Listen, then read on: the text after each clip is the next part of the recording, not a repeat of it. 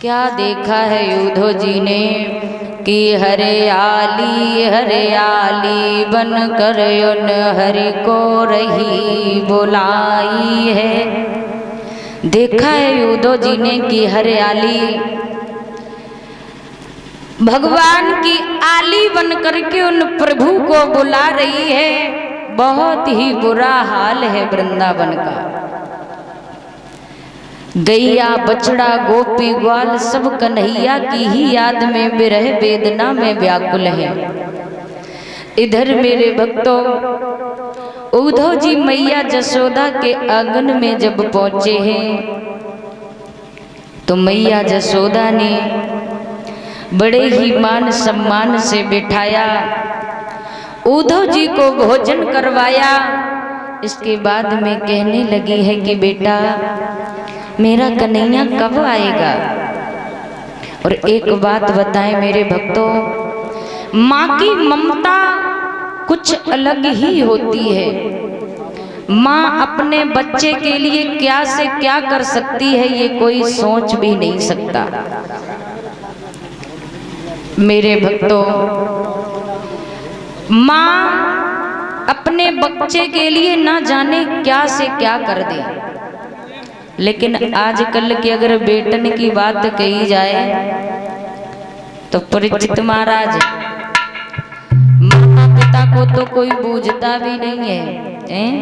बेटे बड़े हो गए, सयाने हो गई, शादी हो गई तो माता पिता को भी बांट लिया। बड़ा वाला कहता है माँ तू लेगा, छोटा वाला कहता है कि माँ तू लेगा। बारी वाह बेटा हो। ये माँ अपने बेटे के लिए ना जाने क्या से क्या कर दे, लेकिन मेरे भक्तों जब यही बेटे बड़े हो जाते हैं तो ये माता पिता को कुछ नहीं समझते।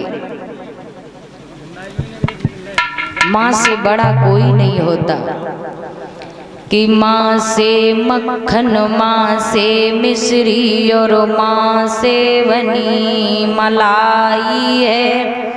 और जाने माँ की कदर न जाने सोबू बेटा नाई कसाई है।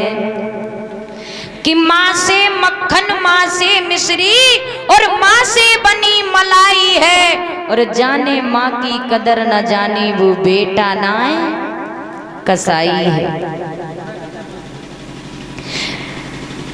माता पिता से बड़ा कोई नहीं होता। आजकल के बच्चे तीर्थ करने के लिए चले जाते हैं, माता पिता घर में भूखे पड़े हैं लेकिन बेटा तीर्थ कर रहा है। ऐसे तीर्थ का कोई लाभ नहीं, कोई फायदा नहीं। यदि तुम्हारे माता पिता घर में सुखी हैं तो तुम्हारे पास में सब कुछ है। लोग मंदिर में बैठी मैया को मनाते हैं लेकिन जो घर में माँ बैठी है उसे रुलाते हैं, तो क्या फायदा है। ना जाने जमाना कहाँ से कहाँ तक पहुँच गया। मेरे भक्तों बताया अरे आएगा ऐसो समय और तनाई भ्रतन की रे सेवा।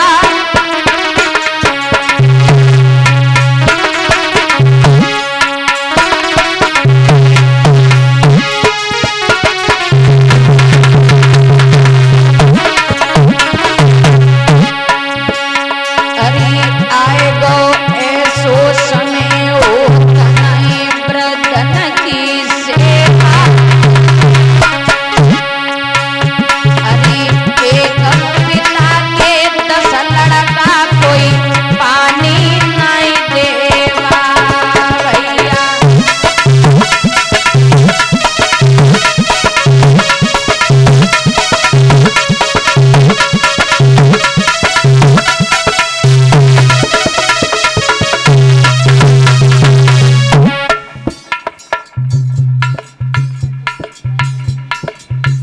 और इसी बीच ये माननीय सम्मानीय राजेश,